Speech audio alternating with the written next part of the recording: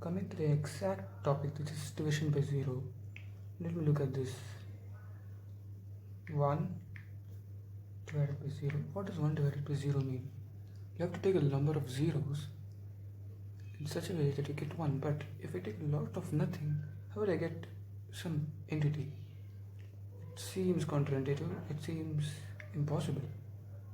So we call it undefined.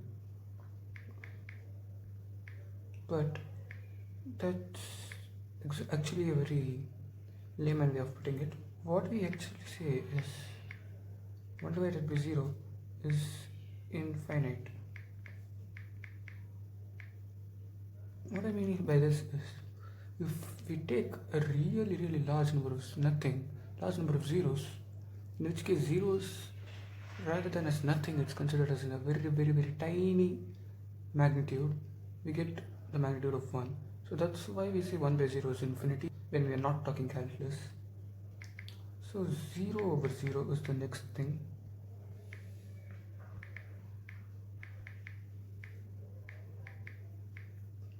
Okay, let's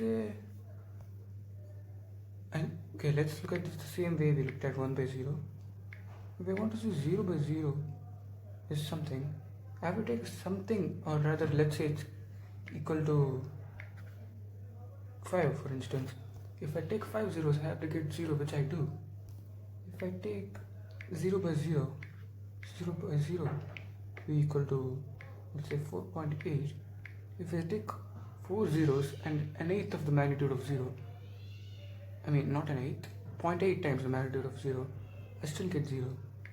So 0 by 0 could be 4.8. In fact, 0 by 0 could be any k, where k is real. We need not talk about complex numbers right now. Let's restrict this to real numbers.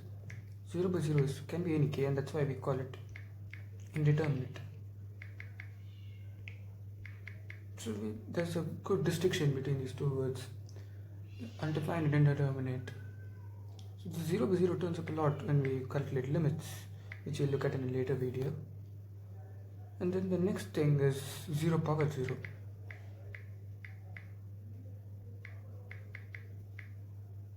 Let's look at 0 power 0. So if I see 0 power, let's say I take, for example, let me see how we define any other number to power 0. 2 square is nothing but twice 2.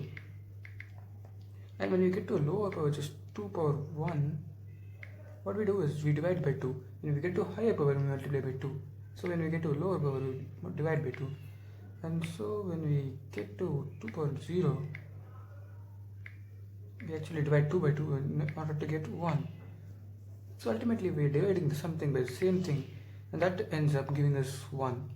When we say 2 power 0 is 1, or 7 power 0 is 1, or anything. For example, you could even say pi power 0 is 1 actually. Now when I look at this, 0 power 0, we say 0 power 1 is 0, and so 0 power 0 would be 0 by 0, by which case it could actually be indeterminate. So there are majorly two kinds of things that 0 power 0 could often be considered to be, which is one of them is 0 and the other one is 1. 1 because anything else power 0 is obviously 1. It's due to the reason which I was talking about just now. But the other reason 0 power 0 is 0 could be considered because no matter what number of zeros I take, if it's a real number of any form, if it's an integer or even a fraction such as 1 by 3 zeros, I still get 0. 0 by 1 by 3, I still get 0. So we tend to think that 0 by 0 is either 0 or 1, but the actual way to think about it could be that it's also indeterminate. At least that's how I believe it is. And then another weird thing is degree of 0 polynomial. So a degree of a polynomial is defined as highest power of the variable with a non-zero coefficient. But when you look at a zero polynomial, which is nothing but f of f of x is equal to 0, or f of some variable is equal to 0, what happens is that there is no term in which the coefficient is not 0.